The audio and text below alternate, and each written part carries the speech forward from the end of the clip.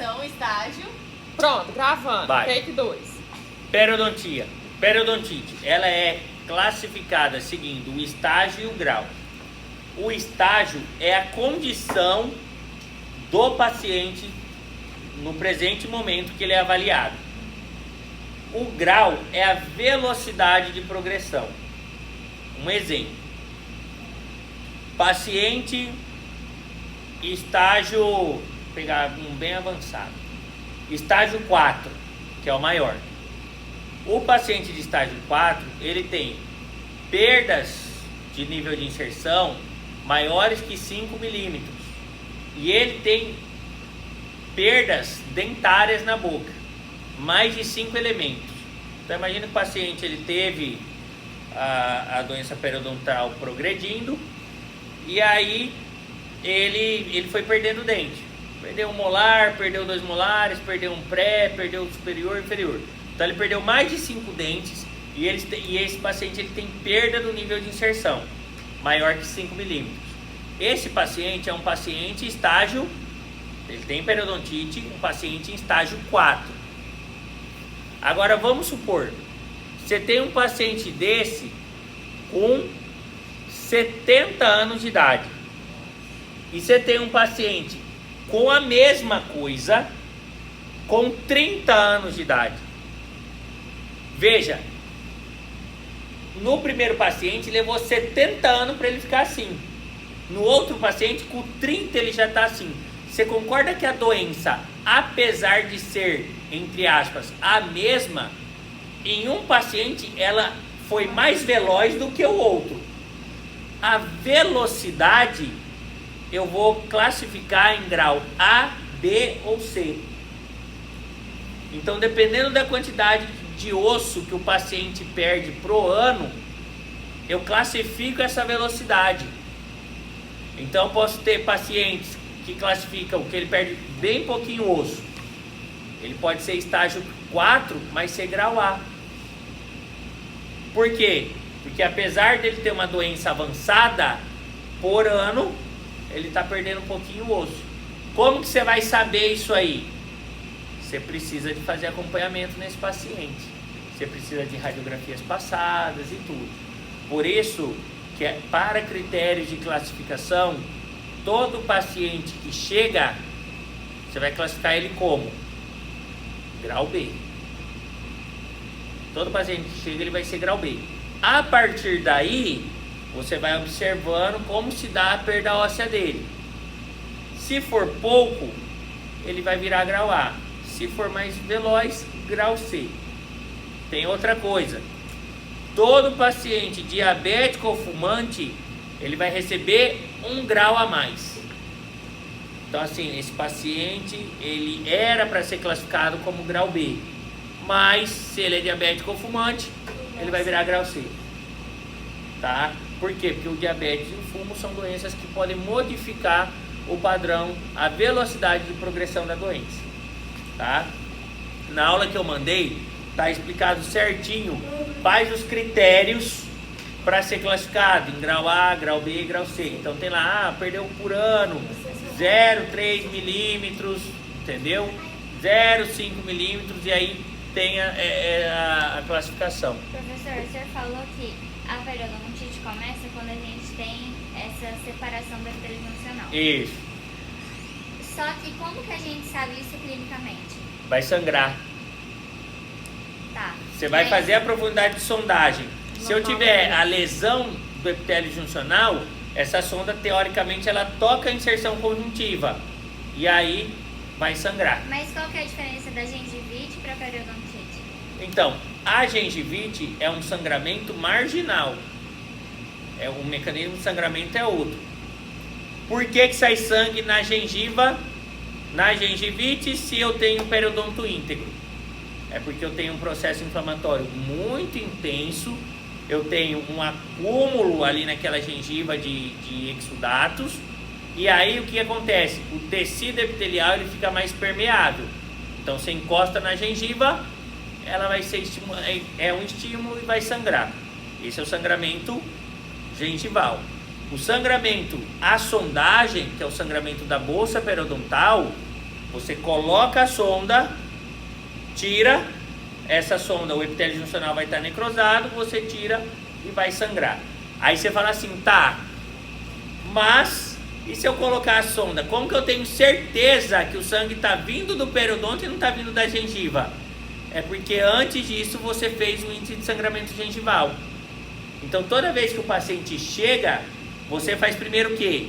Exames supragengivais. Você vai fazer índice de placa visível e o índice de sangramento gengival. O que é o índice de sangramento gengival? Bolinha corre no suco gengival. Então aquela bolinha de meio milímetro da sonda OMS, ela entra no suco gengival e você desliza pelo suco. Se sangrar, gengivite.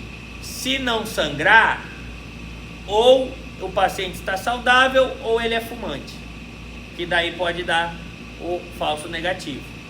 Então imagina assim, se você fez o índice de sangramento gengival, não sangrou, e aí você fez o sangramento da sondagem e sangrou, esse paciente está com periodontite. E se eu Entendeu? tenho... Então quer dizer que... Porque a gente já teve uma aula onde falava que se a sondagem fosse mais de 3 milímetros, era periodontite.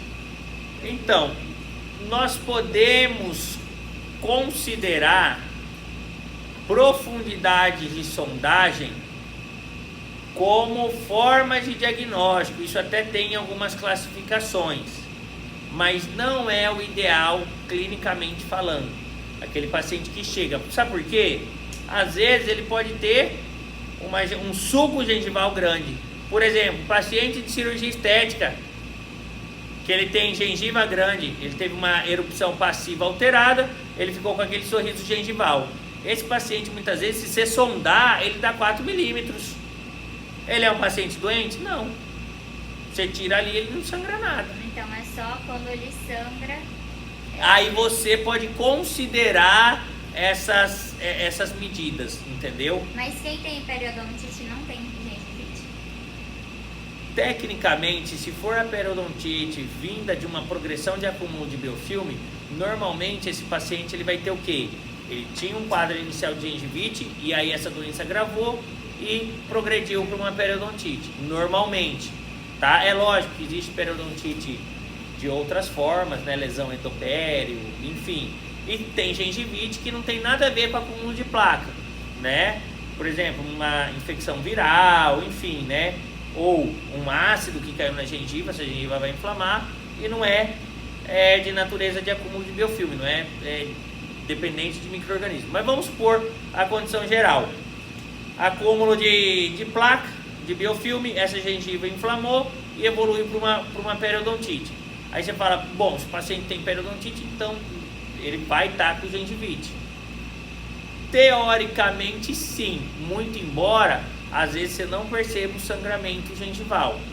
Agora, o que tem que fazer nesse paciente periodontal? Orientação e motivação para controle de placa, entendeu? E aí tem algumas recomendações. Quando que você vai começar a raspar sub esse paciente?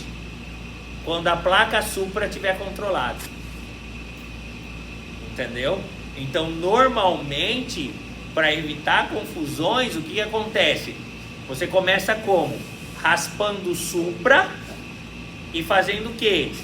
Trabalhando o controle de biofilme com o paciente. E isso eu vejo via exame radiográfico. O quê? Isso é a visão macro. Não, o subgengival.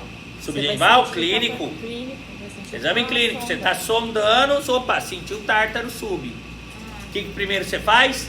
Raspa a supra e controla, o paciente ele tem que controlar o biofilme supra. Mas se eu não consigo, o paciente ele não consegue, eu não consigo fazer um jumento controlado, o que eu faço? Continua tentando. O coração, Nunca desista. o coração do tratamento periodontal por doença é controle de biofilme supra. É claro que para potencializar o seu tratamento, você pode usar alguns artifícios, né? Qual artifício que o pessoal mais usa? Um coadjuvante, um ajudante para esse controle de placa, que é os agentes químicos, né? Então o paciente está lá, ele está tendo muita dificuldade de controle de placa. O que você fala? O Waterpix é um ajudante mecânico, né? Ele vai ser um jato de água na boca. Mas eu tô falando químico, tipo clorexidina 012. Entendeu?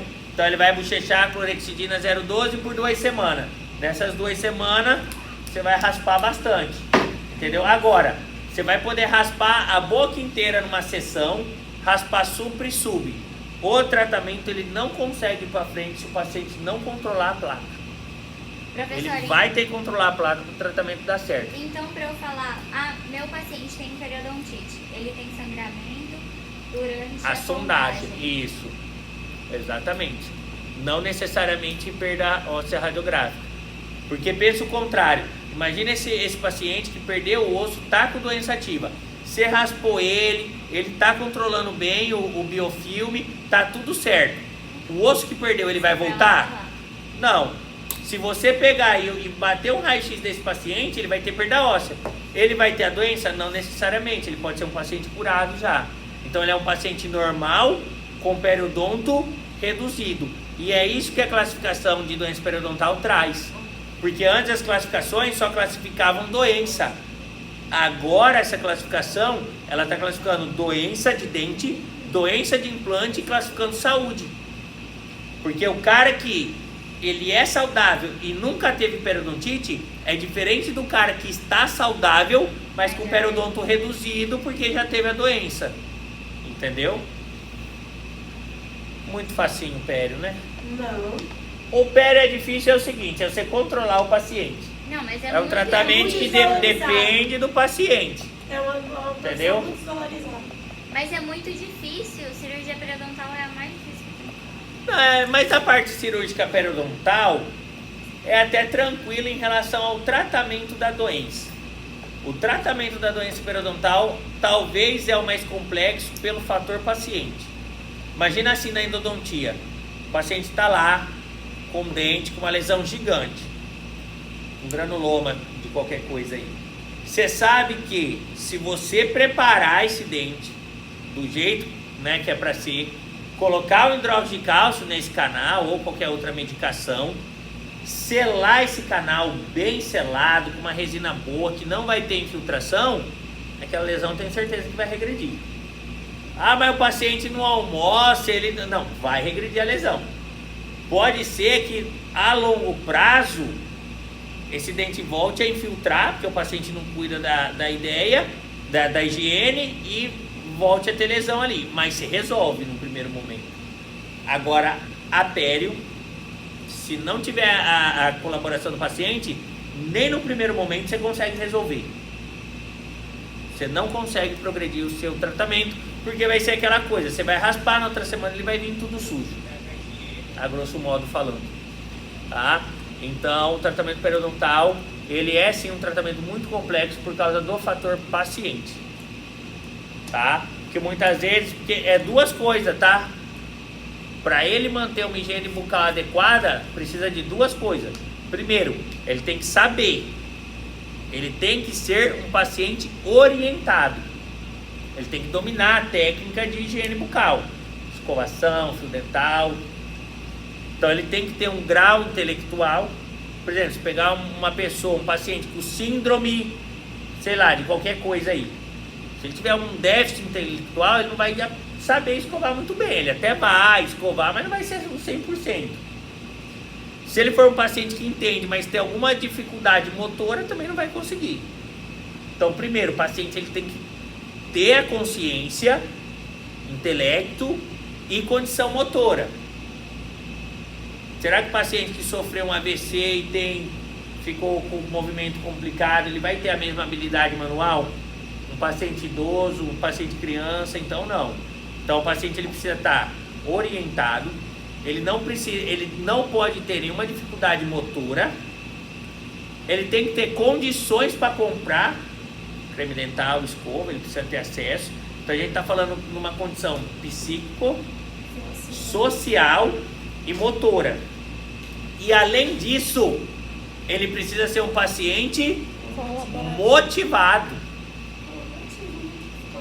Porque às vezes ele sabe de tudo isso, tem dinheiro, ele fala, eu não vou escovar. O dente é meio, eu boto implante quando eu quero. Ele não tá motivado. E às vezes motivar é difícil. Aí ele fala assim, não tô preocupado, qualquer coisa eu extraio e boto implante. Aí depois que ele tem periimplantite. Tem? Claro, então. Periimplantite, ele começa a perder osso na região do implante. Meu Deus. Tem. Eu achei que não, achei que era só dente. Não, o Por isso que tem que dente, limpar, o tipo, dente tem que- periodontite. Ele não vai ter cárie, No mas implante, ele pode ter periimplantite. periodontite, ele pode ter- Exatamente. Ele tem tantos O que acontece? Na cerâmica, que é a coroa, não vai ter cárie. Esse dente, ele nunca mais vai dar canal, Não vai doer.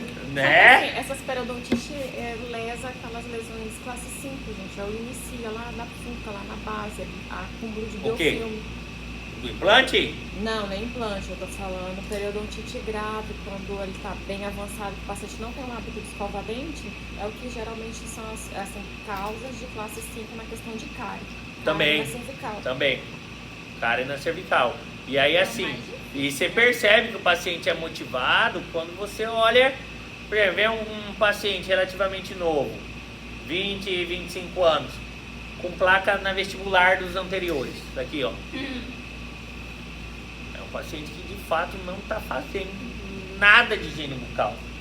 Porque se ele fizer minimamente, o que o cara faz?